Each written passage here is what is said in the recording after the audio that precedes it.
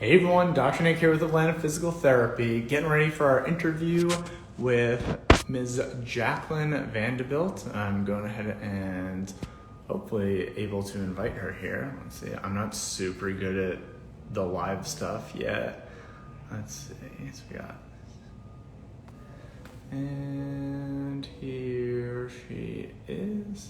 Send her the old, see if we get her to come up. So I'm really excited about this interview, a little bit about how Jacqueline and I met. She actually reached out to me on social media, sent me a message, just kind of introducing herself and what she does. And I did a little more background research on her and found that she's written a book about vaginismus that she overcame herself. And she'll tell you a little bit more about that when she gets on. But it was really interesting, and she's from Holland. She lives in Holland. She has some, hey Deidre, she has some techniques that she talked about with me and was willing to share, which I thought were unique, and she had a really interesting perspective on how things work in the vaginal area. As well as the connection between the vagina and the psyche. So I just got a message that she's not able to join on the account that I sent for her. So I'm just going to go ahead and try her other account here. Let's see. Give that one a try. Perfect. And while we wait for her still, vaginismus. Oh, there you are. Hey, Jacqueline. Sorry, I sent the wrong account, the invitation there. Let me see if I can get you to join.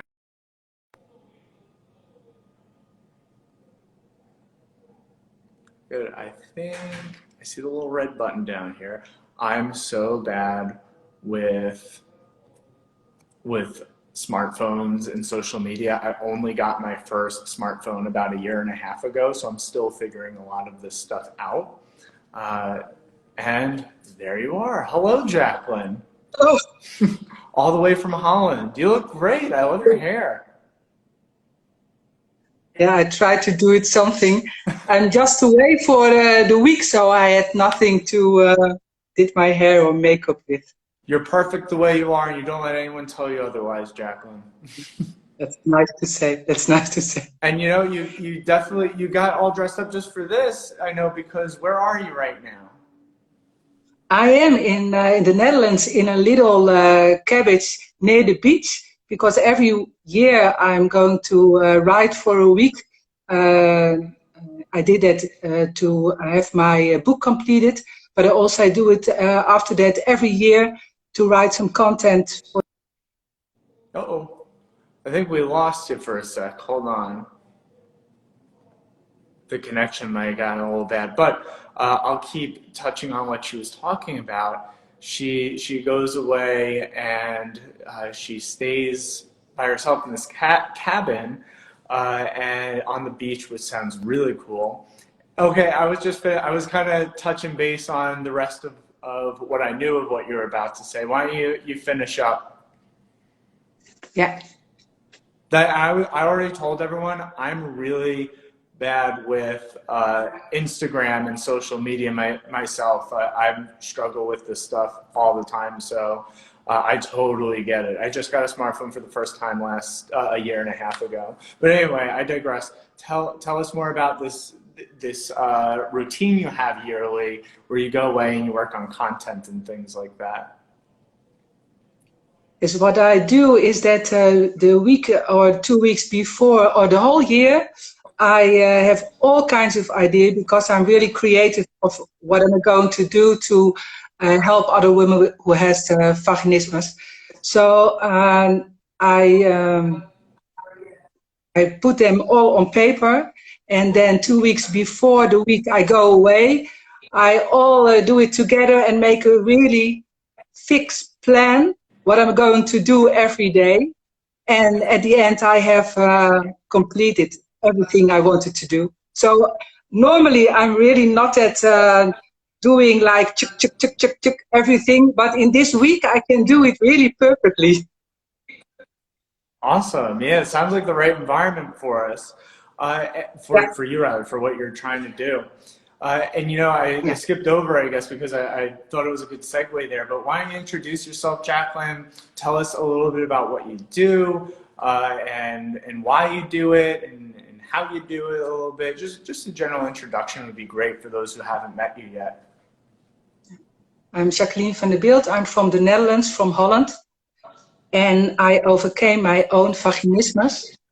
For me, it was a really difficult, lonely, shameful road. And after I overcome it, I talk with other women with vaginismus in a special group. And then they say to me, Jacqueline, what you know about how you overcome it, and give us some exercises. And we do it, the exercises, and it succeeds. So you have to do something with it. And I'm a social worker for about when I was 19, and now I'm 53. So for many years. So I combine my own experience with my experience as a coach or a social worker. And in the meantime, I do this now for 14 years. And I have a mission that I don't want any other woman to have the same. Somebody wrote something in my that somebody who looks is saying something really sweet. So I get a bit touched. That's why I do like this. It's okay. And I don't want anyone, any woman, to be the same road that I went. I was so ashamed of what I had. And that's why I also wrote my book. I'm sorry, it is in English, but I only have in my car the Dutch version of my book. And the English version of my book is How to Overcome Your Vaginismus. And I did it because many women are so ashamed that they even don't want to come to me. Also don't want to come to online coaching. It's really difficult for them. Of course, many women did come, but also many women don't dare to come. That's why I wrote the book. And it's full of tips and exercises and information, and everything is my own experience and the experience of the woman who I coached. Everything is in the book. So it's really, the book full of knowledge and experience of me. Well, that's amazing. It's really great that you've taken your own personal experience as well as your professional knowledge and taken the two to combine and create something that people can look at on their own, even in their own privacy, as a book.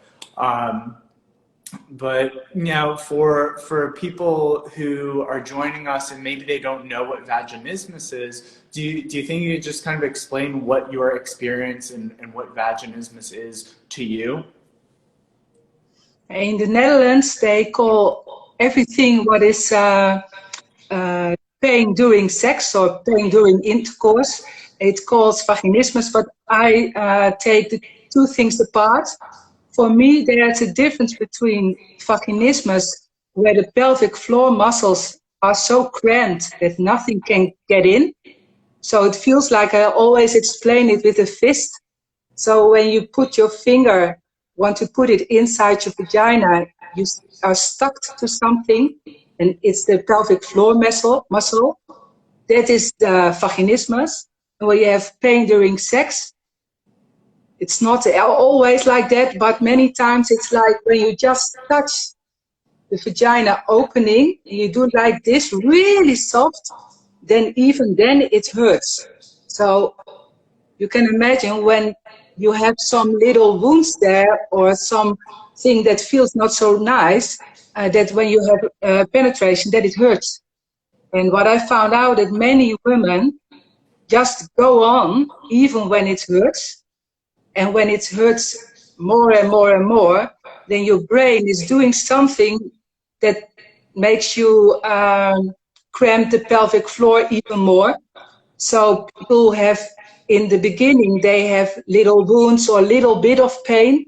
When they go on and on and on, then later on it's possible, and you would not be the first woman who sees it. Well, what happened to that is then it comes to cramp. So you cannot get anything in it anymore. Some women can get a finger inside. they can only don't have penetration. So that's how I explain it, something like that.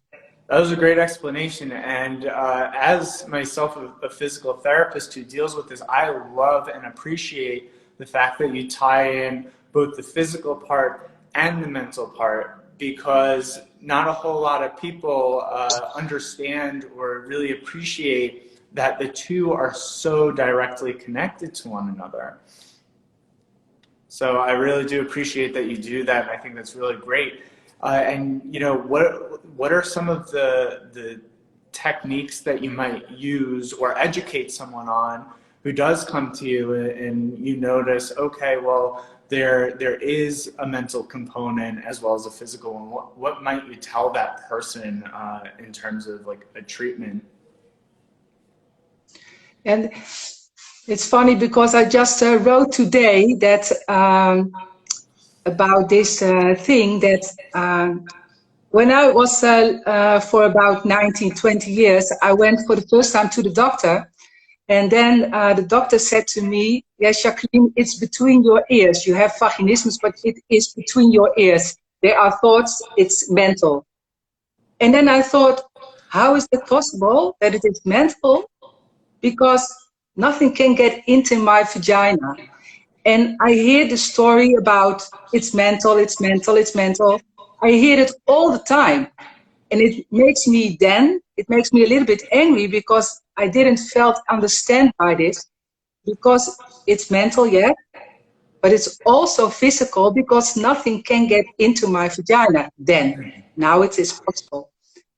And even when I say this kind of thing to the women who come to me, then they say, you understand, it's both. Yes, I said it's both. And what in my coaching, what I'm going to do is the first time people talk to me, many times it's the first time they even talk to somebody about this problem. So they are so full of shame about talking to this problem that even that is really important. And I think that many people don't understand how shameful many women feel about that they cannot have intercourse because they think everybody does it. And they felt a little bit ashamed. They felt less woman. So that's the first thing I need to do, to listen to the story and let them feel that I really understand, because I felt the same. That is the start. That is the start. So do you have specific questions about what I do with the women?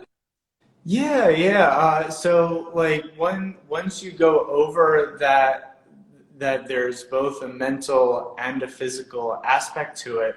One of the things you mentioned to me the other day that went along with the fist was, I think, a technique that you show people. I don't know if you do it with them, but I thought that was really interesting. Perhaps you'd like to share with our audience. Yes.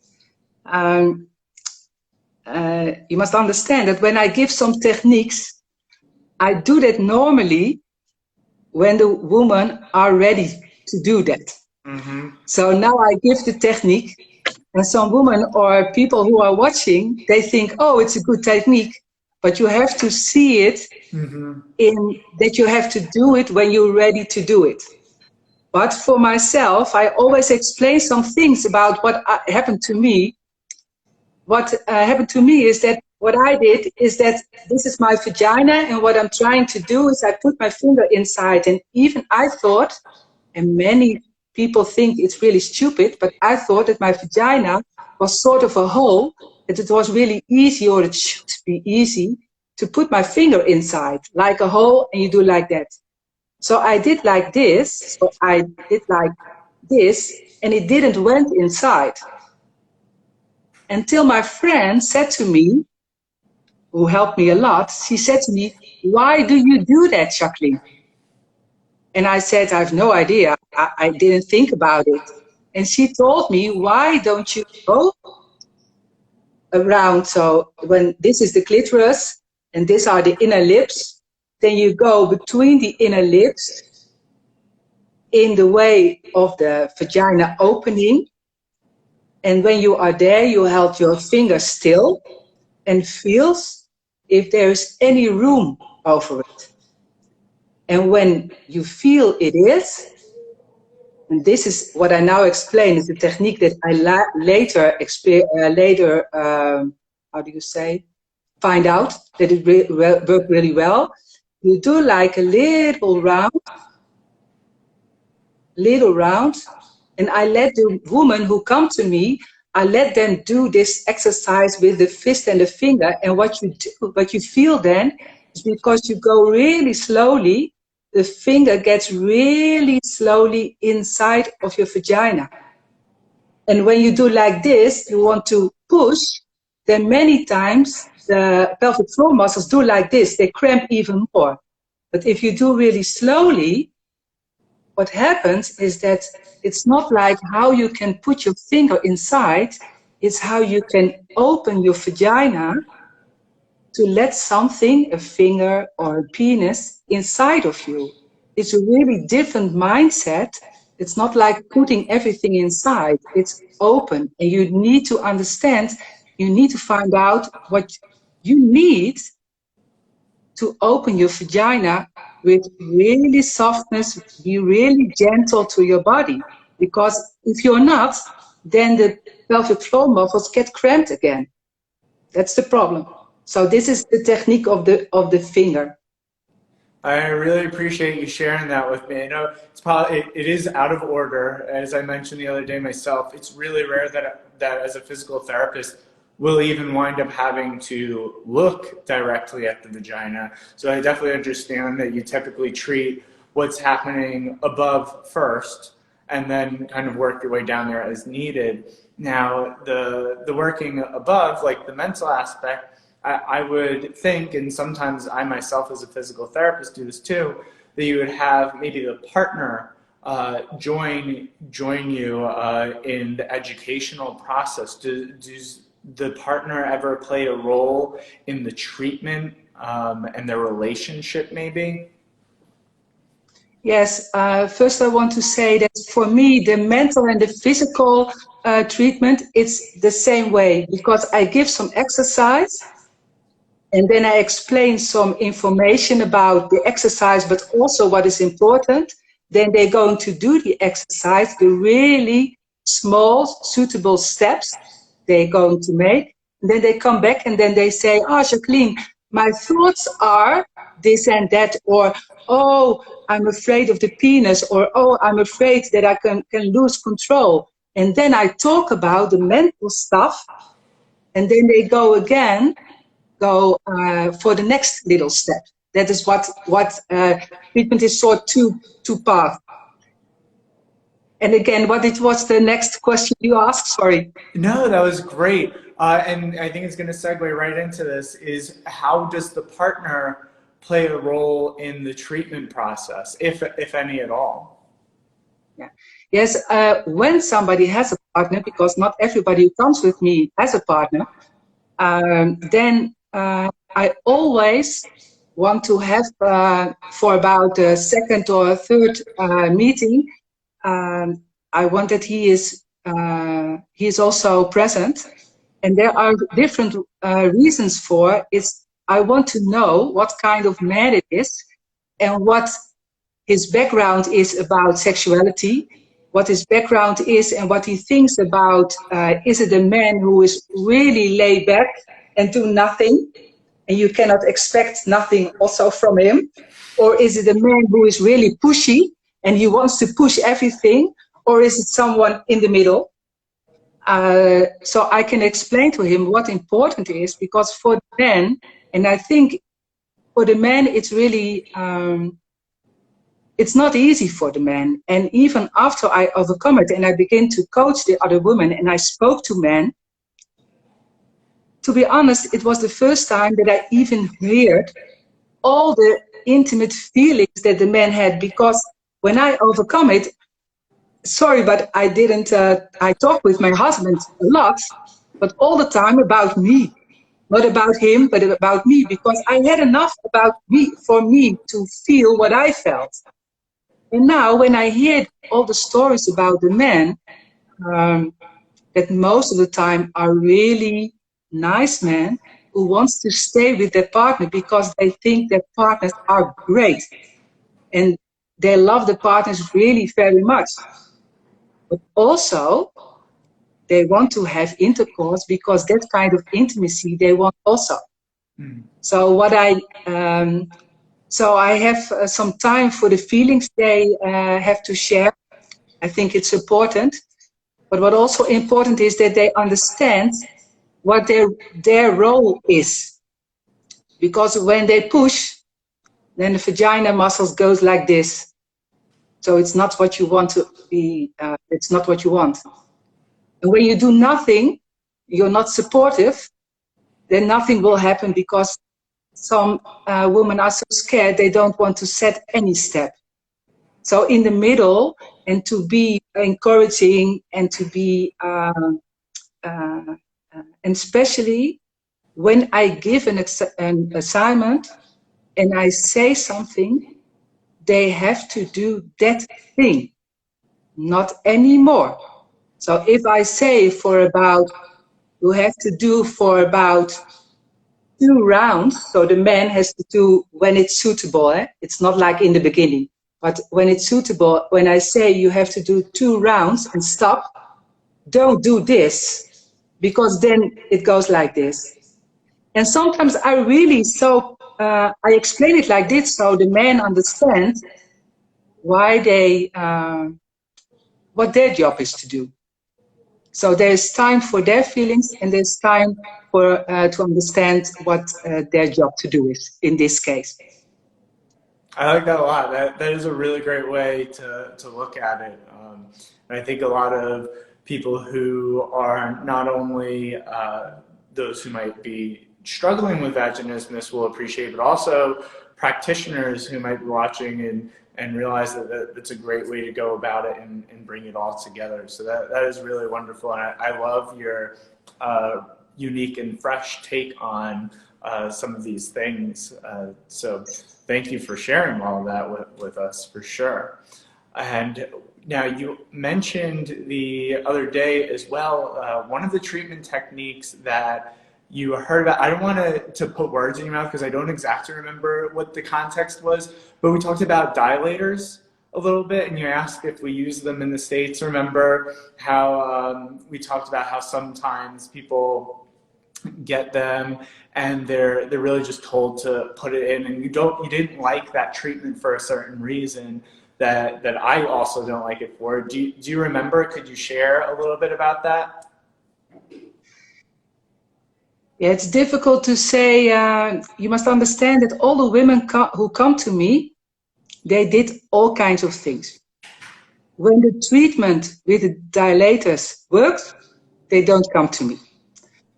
And so what I think about them is the first time I get the diagnosis vaginismus, then the doctor gives me some dilators. I don't have them with me now because I'm in this place. But for people who do not know, there are plastic, how do you say it in English? Dilators is what we call them. Dilators. Yes, but they are plastic They're like little little. penises. Yes, but it's from plastic, really hard plastic, and most of them they are in white or blue. Mm. And when you look at them, the sizes are smaller, bigger, bigger, bigger. And the biggest is for the normal penis, whatever normal penis is, the size of a normal penis. And what many women think is that they need to do this because they have to stretch the vagina muscles. But the vagina muscles, they don't have to stretch, they have to relax. So when you want to put the dilator inside of you, most of the women do like this.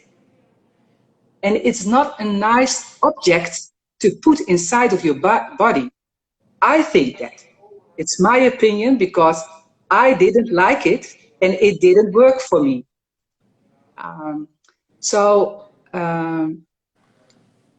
For me, there are different ways of finding out the sizes of the penis can it get inside of you. For example, if you want to do it with your finger, even when it's possible with your finger, and it's possible to let it into your vagina, then you can make a little round, and then you can feel that your vagina is less cramped and less strict as you think so. So if you do that with 2 fingers, you can feel that also. So, and after that, I would like to have some playful toys, like sex toys. I hate the name a little bit, but there are playful toys. And it's really different. What I found out for the women who I coach is that when they see that kind of playful stuff, then they think, oh, for me, that's not so terrible to let it into my vagina. It looks nice. So that's why when you need it, because not everybody needs it, but when you need it, that kind of toys I prefer. It's my experience. Yeah. And also, what important is that many women, when they succeed in getting the dilators inside the vagina, then the penis doesn't work. And they are really upset because they think, how is it possible? And also the men or the partners, they are a little bit upset because they say, yes, the dilator, the biggest, can get inside, and my penis not. And then they forgot that, okay, you know now, because of the dilator, you know that the size of the penis can get inside of you. You can relax so that the dilator can get inside of your vagina. But to have penetration, there are all kinds of different thoughts that can stop you for wanting to do that, or you think you want to do it, but it doesn't succeed. The dilator is really different than the penis of the man. Yeah, absolutely. And also, from a functional standpoint, the dilator is different, and those treatment techniques are often very static, and people wind up just using them and practicing with the dilator in one position. Maybe they're lying on their back, when we know that sex or intercourse can be a little more fluid, and there are different positions that people may encounter or desire to transition into during intercourse. So I don't want to take credit for saying that either, because I know that you said that the other day too, and I know that you have an appreciation for that as well. And I think it's just such a mutual respect that we have for intercourse, which is really great. And I like that you mentioned the tightness again in the pelvic floor.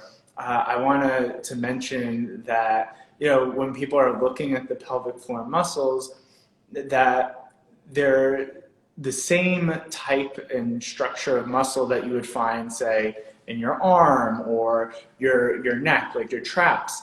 And much like your trap muscles, the pelvic floor muscles also get tight just from stress and anxiety and fear. So like our traps, I could stretch my neck all day long in all these different positions, and then the tightness just comes back because at the end of the day, I'm probably not handling the fact that I'm stuck in traffic very well. I don't have a good relationship with traffic, so I get all back up here. Much like the vagina, when people see, you know, their partner, a penis, whatever it is that triggers them, they probably clamp up the same way, and then just general stretching won't do it. So the dilators typically, like you mentioned, just don't work for people. It's just a very specific person maybe that it would work for. But yeah, I think maybe it's good to say something about the causes of vaginismus, because when I get the diagnosis, I thought that there must be something really wrong with me, or the cause must be really terrible, that I have such a big problem with my vagina. And when way overcome it. And I found out, and also now when so many women I coach, that the causes are, of course, there are women who have sexual trauma, really trauma, but most of the women who come to me, they have lack of knowing about sexuality. They have many times they have no connection with their body, or especially with their vulva. They didn't see the vulva ever. They didn't want to touch them because they are a little bit afraid of it. And what there must be sometimes one sentence in a woman's life when she is little can have to make that your whole body gets cramped. For example, I heard, and I don't know how old I was, but I heard, oh, how can I say it in English now?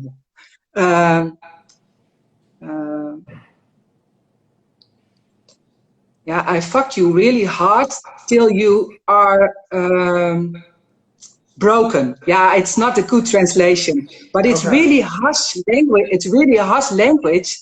And then I thought, oh, but if it's like that, then I don't like it because I don't think it's very nice. And chaka, this was going to happen. And what I also find out that many women with vaginismus, they are really afraid of letting go the control. They want to control everything. And it's not the cause of everybody. And most of the time, it's a combined process. It's not one cause, but it's a combined causes that cause it. And also, it's all those causes has to be in the treatment.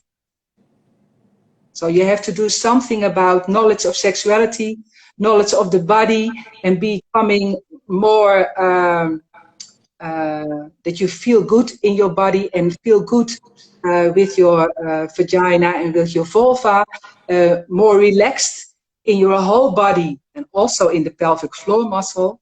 And you have to treat, I always say like this, like the brain, what is in your head and how you can change some thoughts you have that are not right, or there you have many women have thoughts that are they really think that they are right, but it's not like that. For example, when later on when I found out when I was with my husband, then I thought with him, how could I think that a man would really hurt me doing intercourse? Because my husband is really a lovely man and a sweet man. He doesn't want to hurt me, and almost all the men doesn't want to hurt us. So my thought of men does want only one thing and they want it for themselves, it was not true. So that is one of the thoughts of me that during the time of overcoming, I thought it's not the right thought. It doesn't, yeah, for me, it was not helpful and it was also not true. Well, I'll be sure to let your husband know that you said that he's a wonderful man. I don't know how much he paid you, but I'm just teasing. That's great. Yes. And you know, that's a great segue there, because I mean that is ultimately sounds like how things worked out for you, because you found a man that you were able to work through this problem with. I don't want to take up much more of your time. I know you're busy working on content out there and everything. I really do appreciate you taking the time out of your day to explain what you could to us. I know you have a lot more that you could share, a lot more treatment techniques, but why don't you tell people, we'll finish up here, how they can get a hold of you if they wanted to, say, sign up for your treatment, because I know that your services, rather, because I know that you also service the United States. Yeah. Yes, for my book is now translated in English, and also my website, overcomeyourvaginismus.com, is translated in English. And yeah, so people, when they want a treatment, it's possible. The book is also for sale, or no, it's not for sale, to buy. It's on Amazon, and you understand when everybody who has vaginismus is going to contact me with all kinds of questions, I'm a bit booked full. So when so many things are in the book, and when they want the treatment, they can make an appointment, and on the website you can fill in the contact form, or they can send me a message through Instagram or Facebook. When you put in my name, Jacqueline van der Beeld, all kinds of things on Google come up, so they could find the address and the email address also. Awesome. Thank you for sharing that with us. And again, thank you for all your time. I know that there are a lot of people that just with this talk have learned a lot. And I also appreciate probably just as much as I do that we had this time talking together. So I wish you the best of luck on your journey. I look forward to hearing more from you and seeing more of your success online with your book. Again, called, say it one more time. How to overcome your vaginismus. Awesome. I look forward to hearing more about it. Yeah, and thank you for the opportunity, because it's my first Instagram live, and it's really nice that through your contacts, I can share my mission. So thank you very much. Our pleasure, and thanks again. We'll talk soon. Yeah, you talk soon. Bye. All right, everyone. Thank you so much for joining us. It was really interesting. If you'd like, you can DM me or Jacqueline if you have any more questions, maybe some things that we didn't answer. And we will look forward to answering any questions that you might have. Thanks, everyone.